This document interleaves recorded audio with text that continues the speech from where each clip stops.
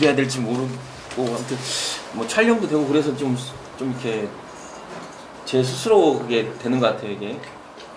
그래서 조금 솔직하게 얘기하려고 노력을 할게요. 그리고 이제 아마 좀 젊으신 분들이 앞으로 이제 정치를 하셔야 될 분들이 계신 것 같아서 좀 그냥 그 일종의 역사를 서술하는 걸 보면 그냥 그 시계열적으로 저는 제가 뭐 어떻게 살아왔고 그리고 이제 왜 한 1년 정도를 준비를 그냥 사실상은 1년 준비를 한 거거든요. 1년 정도 준비하면서 어떤 일을 했고 실제 한 2개월 정도 예비후보 등록 기간을 어떻게 보냈고 뭐 그 이후에 얻는 가볍게 그냥 좀 한번 쭉 리뷰 저도 리뷰한다 생각하고 한번 정리를 했거든요. 저는 이제 그 상당히 물음이 중요하다. 어떤 삶에 있어서 각자가 어떤 물음을 갖고 사는 게 중요한데 전 사실 전문가가 되고 싶었어요. 그러니까 이제 어떤 일을 하든 전문가가 되고 싶었다. 그래서 이제 커뮤니케이션 전문가로 시작을 했거든요. 그러니까 광고회사에 입사를 해서 광고 일을 하다가 이 공공 커뮤니케이션, 그러니까 공공 문제를 해결하는 데 있어서 커뮤니케이션의 역할이 굉장히 중요하다라는 생각을 해서 이 공익 광고를 제작하는 일을 했었고 그러다가 이제 박원순 시장하고 만나게 돼서 이제 서울시 일을 하게 된 다음에 이제 새로운 어떤 변화인 디지털 시대에 이 4차 산업혁명이라는 이 흐름들이 이 산업이나 성장의 문제로 고민되는 게 조금 안타깝다. 그래서 이제 이런 어떤 새로운 변화가 어떤 우리 문제를 해결할 수 있는데 도움이 될 텐데라는 생각을 해서 이제 디지털 보좌관이라는 걸 하게 됩니다. 그래서 지금의 제 물음은 이제 그런 디지털 기술을 통한 사회혁신을 어떻게 할 수 있느냐라는 걸 제가 고민하면서 이걸 하기 위해서 이걸 더 잘하기 위해서 정치를 하겠구나. 어떤 자리를 가져야 되겠구나 라는 생각을 하게 돼요. 그래서 이게 국회의원을 사실 이제 준비를 한 거예요. 사실 국회의원을 준비를 하다가 이제 갑자기 구청장에 사실 좀 그게 제 실패의 또 원인이기도 하긴 합니다. 좀 얘기 드릴게요. 그래서 이제 커뮤니케이션을 할 때는 제가 이제 군관객을 다니면서 이제 대한민국 광고 대상을 받을 만큼 전문가로서 이제 인정을 받게 되는, 그리고 이제 그 커뮤니케이션 영역에서 이제 공적 영역으로 이동을 하게 돼요. 제가 이걸 보여드린 이유는 여러분도 아마 각자의 PI를 고민할 텐데 이제 어떻게 제가 이제 그 바이오를 이끌어 왔는지를 아시는 게 또 중요해요. 그러니까 뭐냐면 이번에 기무사 문건에서 유연찮게 들어간 말이긴 한데 PI란 말이 들어갔죠. 대통령의 PI를 위해서 대통령이 뭐 이렇게 감성적으로 접근해야 된다는데 그 거기서 PI는 이제 프레지던트 아이덴티티거든요. 근데 이제 그 범위가 다를 뿐이지 모든 사람들은 각자의 아이덴티티를 가지고 있어요. 근데 그 각자의 아이덴티티는 어디서 오느냐라는 거에 대한 이제 제 물음을 가지고 저는 이제 실제 PI를 했어요. 이게 DJ 대통령하고 노무현 대통령, 이명박 대통령까지 제가 공공 커뮤니케이션을 하면서 독특한 경험을 그렇게 하게 된 거죠. 그래서 이제 커뮤니케이션 전문가로만 이제 기능인으로 살다가 이 기능을 공익과 이제 좀 조금 공적 영역으로 확대를 하게 되죠. 그래서 제가 이 공적인 어떤 전문성을 처음에 이제 아름다운 재단, 이때 이제 박원순 시장하고 제가 이제 인연을 맺게 돼요. 그래서 박원순 시장이 하고 있는 아름다운 재단의 광고를, 그러니까 제가 가지고 있는 전문성을 이제 익스텐션, 확장시키는 거죠. 공적 영역으로. 처음으로 했던 게 이제 이런 거예요. 내가 가지고 있는 전문가로서의 광고 제작 능력을 아름다운 재단이라는 재단의 광고를 무료로 만들어 드린 거죠.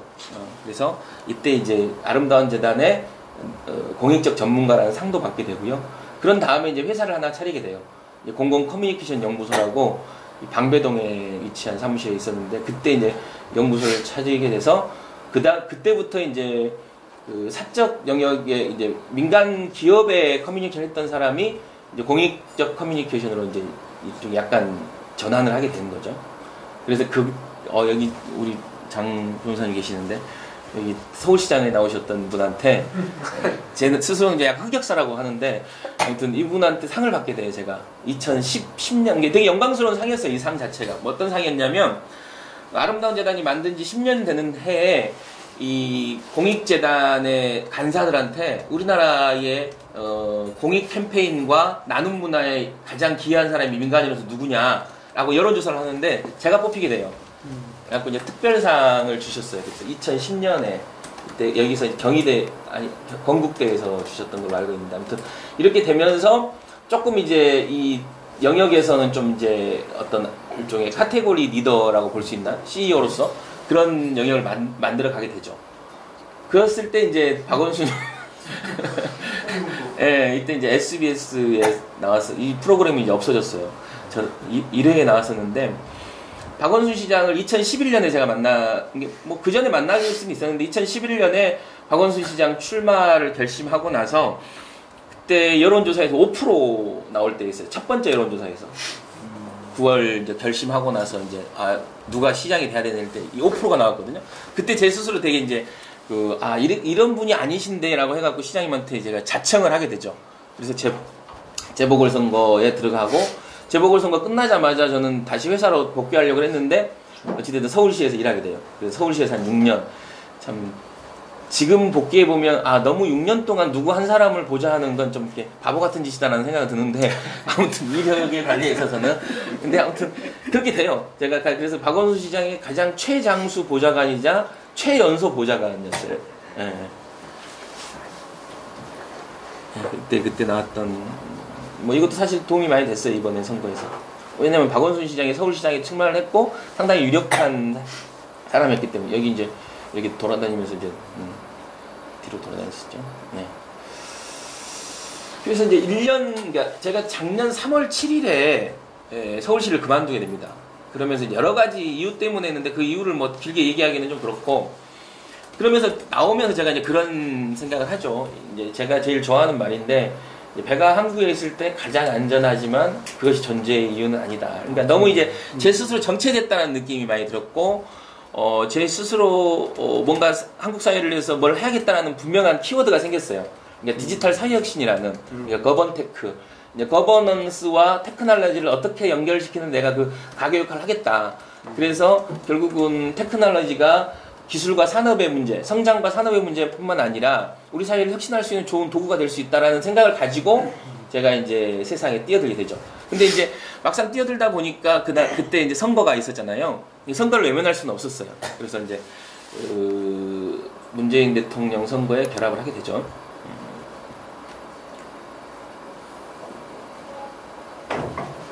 그래서 제가 이제 한 1년을 어떻게 보냈는지를 이제 한번 2017년을 출마를 생각하면서 준비한 거예요, 사실. 그래서 이제 이 1년을 어떻게 제가 보냈는지 11가지를 제가 이제 정리를 해서 쭉 이제 한 건데 아마 좀 도움이 되실 것 같아서 이것도. 제가 이제 문재인 캠프의 선대위 부대변인은 사실 선대위 부대변인이라는 게 실질적으로 하는지는 별로 없어요. 논평 한 번 내본 적 없는 부대변인인데 아무튼 부대변인이라는 타이틀을 이제 받게 되고 사회혁신위원회 그러니까 사실 이번에 이제 사회혁신 수석이 이제 없어졌죠. 시민사회 수석으로 없어졌는데 제일 안타까운 부분인 거죠. 이 정부에서 혁신이라는 말이 사실 사라지고 있어요. 그러니까 혁신이라는 말이 전달되기 어렵고 수용되기 어렵다는 이유로 지금 사실 이 지점도 사실 여러분들이 잘 봐야 될 지점이에요. 문재인 정부에서 혁신이라는 말이 사실 사라지고 있거든요. 점점 이런 부분들이 그때 저희가 이제 사회혁신위원회라고 수석을 했던 하승창 수석을 모시고 제가 이제 당에 하고 이제 이건 나중에 이제 봤더니 정당의 공천 과정에서 한 10% 가산점이 있더라고요. 이런 것들을 좀 받아놓을 필요가 있어요. 저는 사실 이게 때 추천된다고 해서 더 다른 사람 받지 했는데 그럭저럭 어떻게 밀고 들어가서 이제 1등 포상이라고 해서 받았는데 나중에 정당의 이제 공천 과정에서 가산점이 있더라고요. 이 상을 받는 게. 그 다음에 이제 그 민주연구원에 들어가서 이제 부원장을 하면서 제가 이제 방송 활동을 해요. 그래서 이제 제가 이제 말로 힘으로 싸우는 호위 무사가 아니라 말로 싸우는 호위 여사다.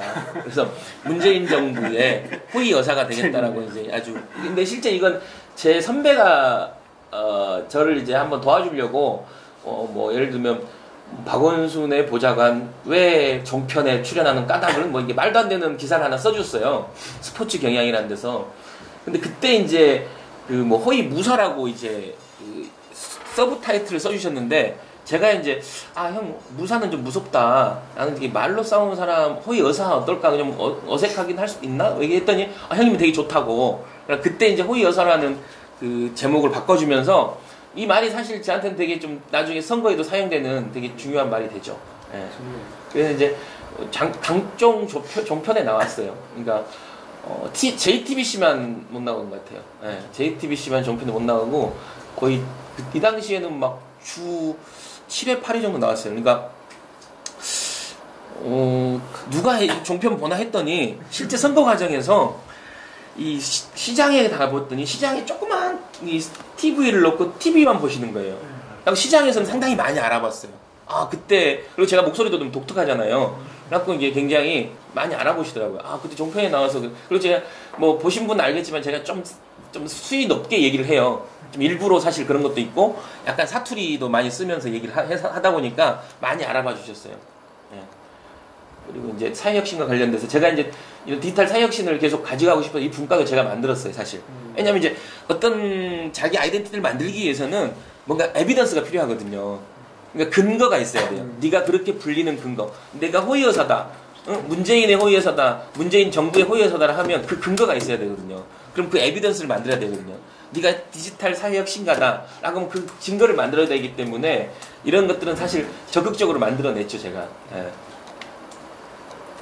그리고 이제 특강도 다녔었고, 이 사회혁신과 관련돼서 특강도 이제 다니면서, 그리고 이제 제가 이제 그 4차 산업혁명을 산업과 성장의 문제로만 얘기하는 게 아니라 민주주의와, 그러니까 4차 산업혁명이야말로 민주주의를 가장 잘할 수 있다. 정치적 플랫폼으로 세웠을 때 시민들의 참여와 어떤 국민주권 시대를 만들 수 있다라는 제 말을, 그러니까 자기 말과 글이 있어야 된다.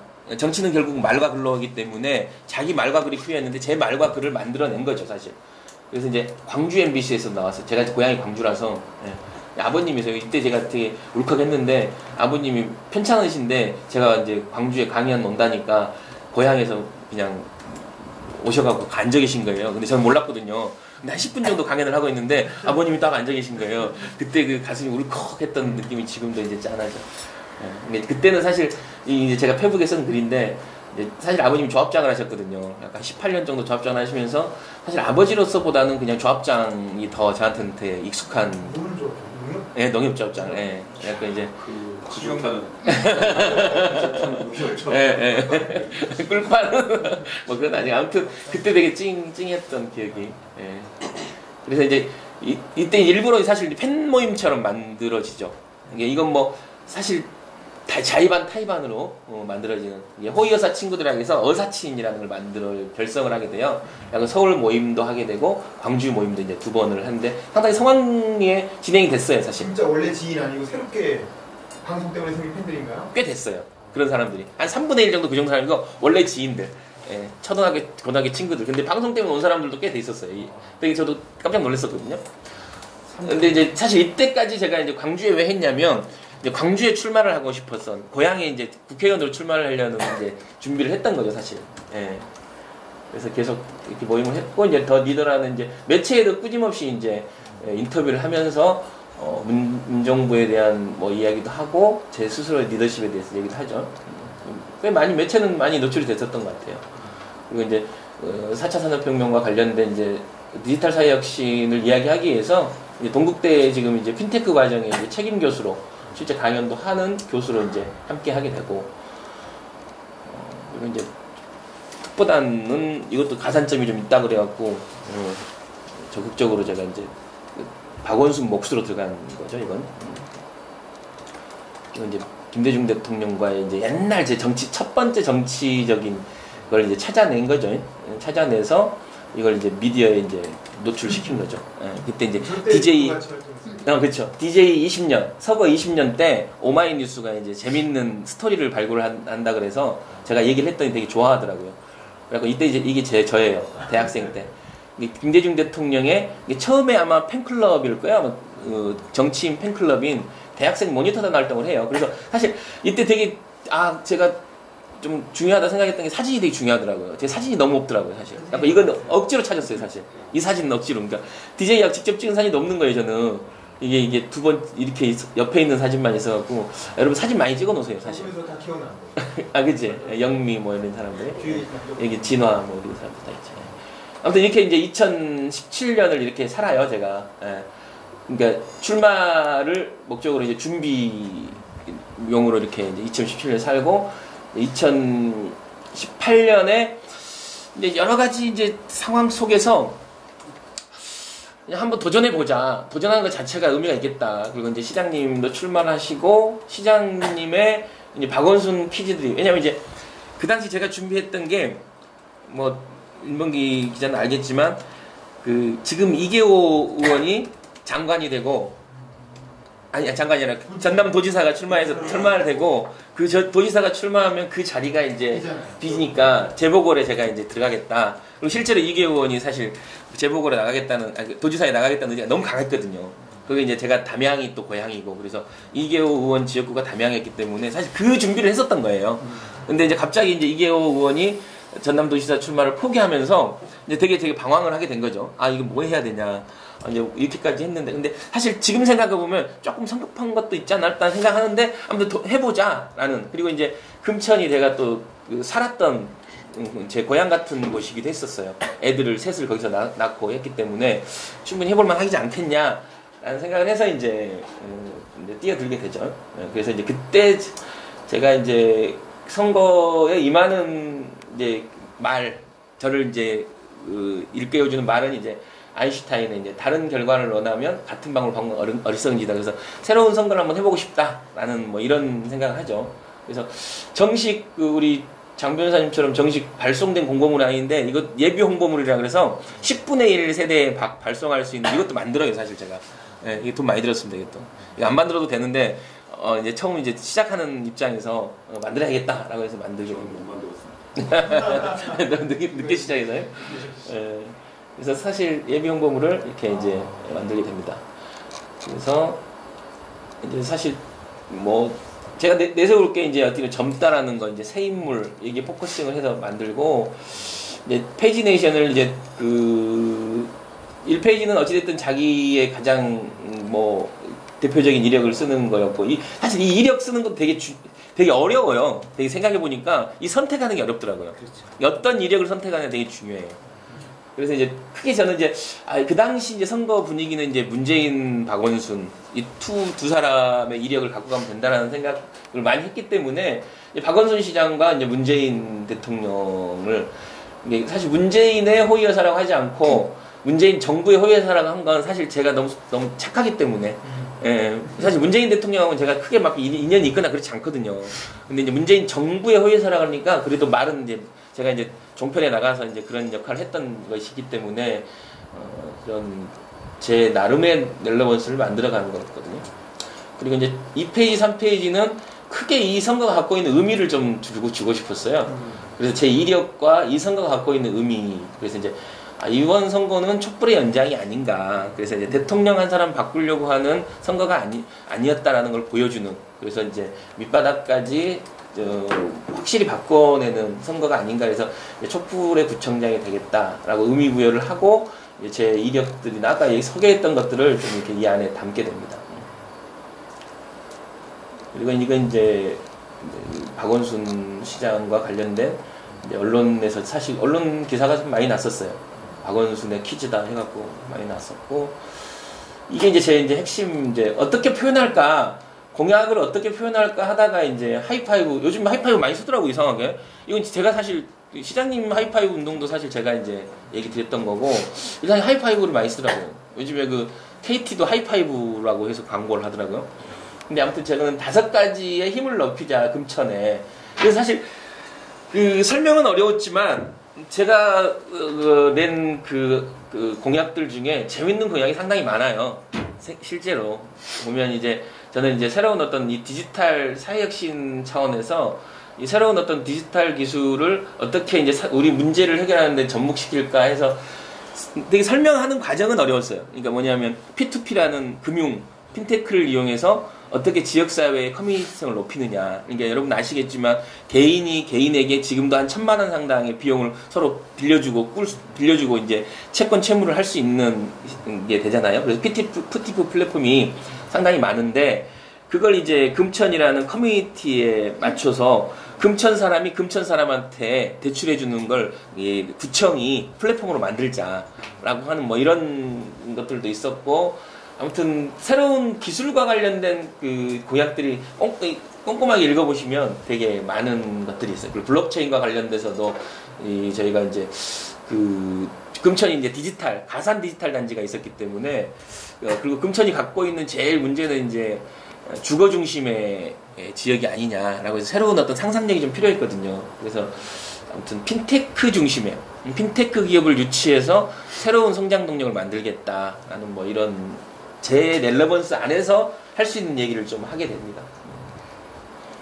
그리고 이제 아까 우리 장 변호사님도 얘기했듯이 구별, 동별 뭐 공약도 이제 들어가게 되는 거죠. 그래서 핵심 공약들을 이렇게 하고 제가 좀 조금 독특하게 이제 이건 이제 저는 이제 뒤에도 이제 잠깐 정리할 텐데 제일 중요한 건 자기 삶을 정리하는 게 제일 중요한 것 같아요. 왜냐하면 자기 삶으로 내가 하는 말과 글이 증거되지가 않으면 아무 의미가 없어요.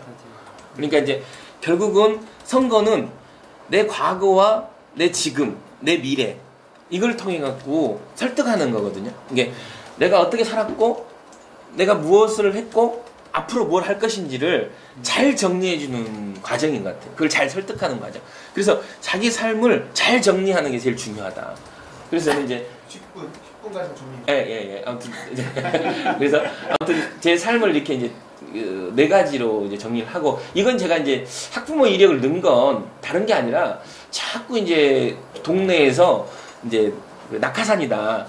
동네에 한 일도 없다. 뭐 이게 동네와 연관도 없다. 이런 얘기들 때문에 이제 사실 학부모 이력을 이제 좀 넣게 된 거죠. 애들과 관련된 학부모 이력을 넣어서 이야기를 하게 됩니다. 예.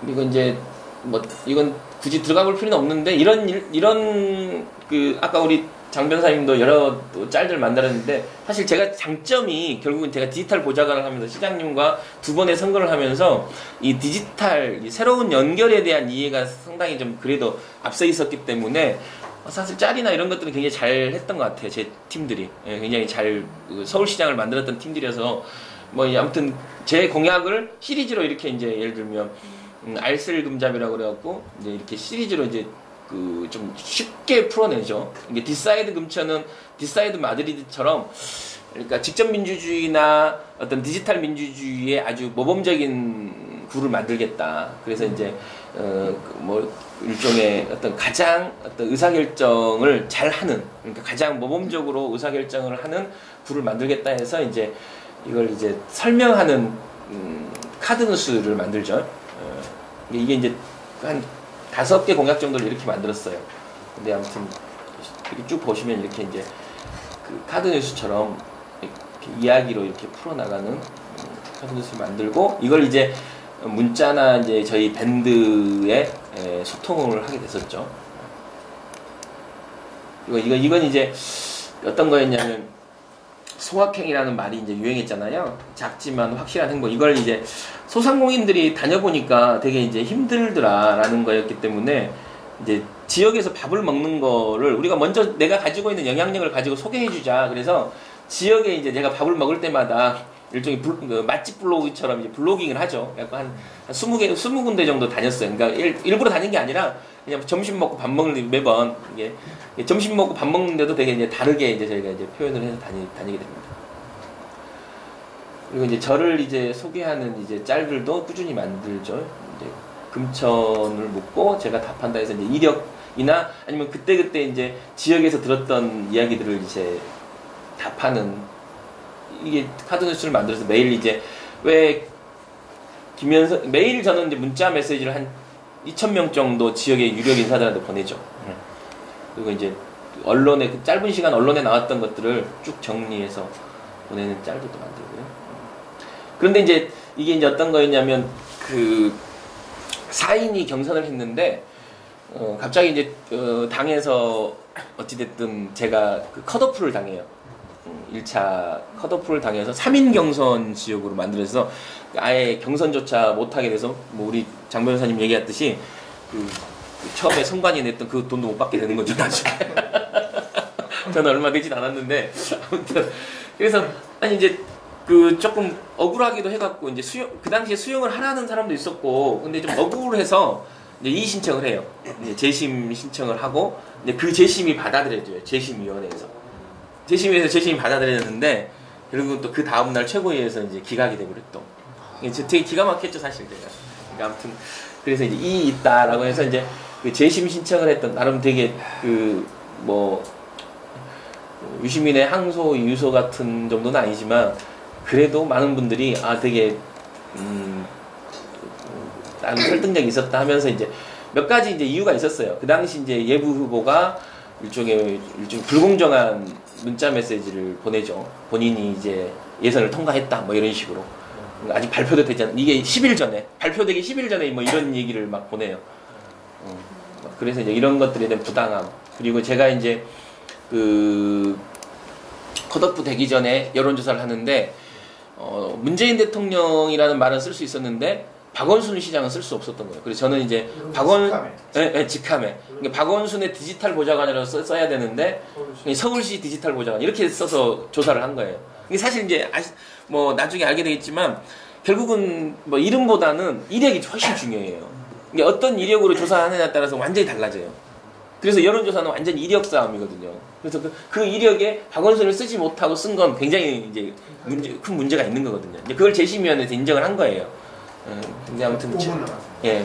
그래서 이제 뭐 제가 선거를 하면서 이제 간단하게 이제 뭐 정리해 본 건데 5분 동안에 간단하게 뭐 얘기를 드려보면 결국 선거는 이제 내가 누구고 그것을 통해서 내가 이제 무엇을 했고 그리고 내가 뭘 할 수 있느냐. 그러니까 결국은 내가 무엇을 할 수 있느냐가 내 삶으로 증거되지 않으면 그게 전달력이 없어요.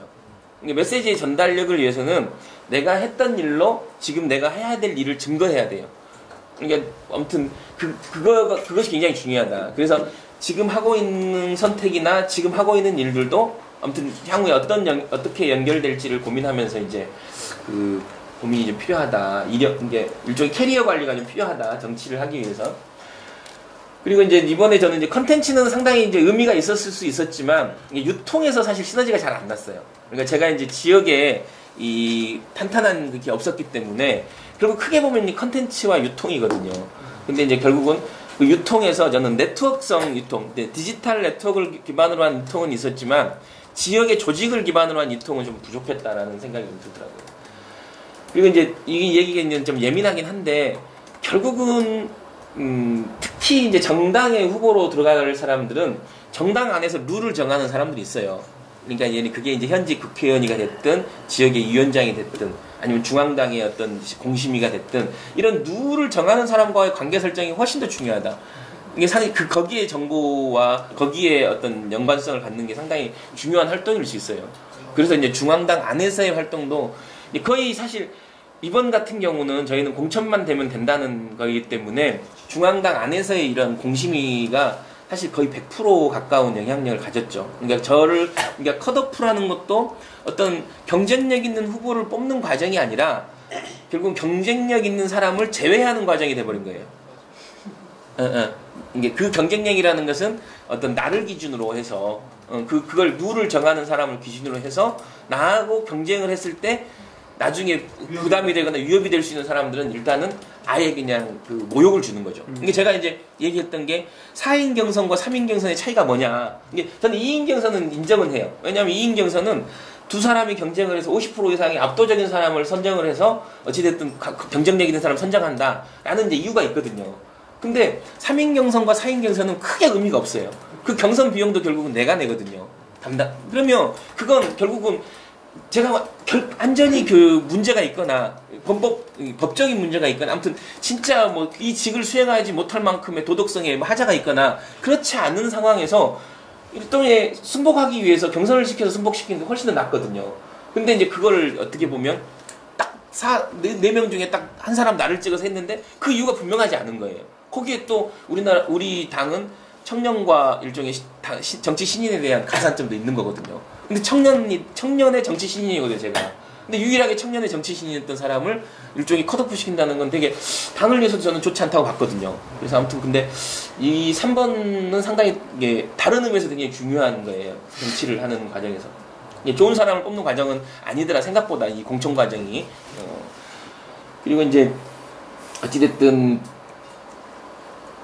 모든 선거에 정치엔 정도는 없는 것 같아요. 정답도 없고. 그래서 각자가 가지고 있는 자기의 결과, 자기의 정체성을 가지고 자기의 방식을 찾아가는 것이다. 근데 그게 어떤 건지는 잘 모르잖아요. 근데 진짜 정도는 없는 것 같아요.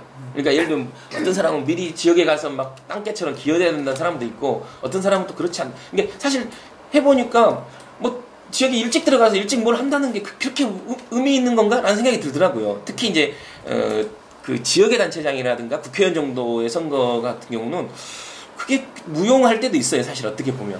근데 뭐 그건 뭐 정답은 없어요. 그리고 이제 낙선을 네, 금방 근데 낙선을 하고 보니까 결국 정치나 선거는 이제 견디고 버티는 힘이다. 그래서 너무 이제 풀은 뜯어먹지 마시라. 만약에 정치와 선거를 하겠다는 분들은 너무 쉬운 타협을 하면 안 돼요. 그러니까 좀 버티고 견디는 시간이 필요해요. 그걸 이제 단련의 시간으로 보면서 견디는 게 중요하지, 너무 쉽게 타협하거나 쉽게 뭔가 제안을 수용하고 이런 것보다는 조금 굶더라도 좀 풀을 뜯지 않겠다는 생각을 가지고 견뎌내는 게 굉장히 중요하다. 그걸 어떻게 만들어내는 게 굉장히 중요해요. 예.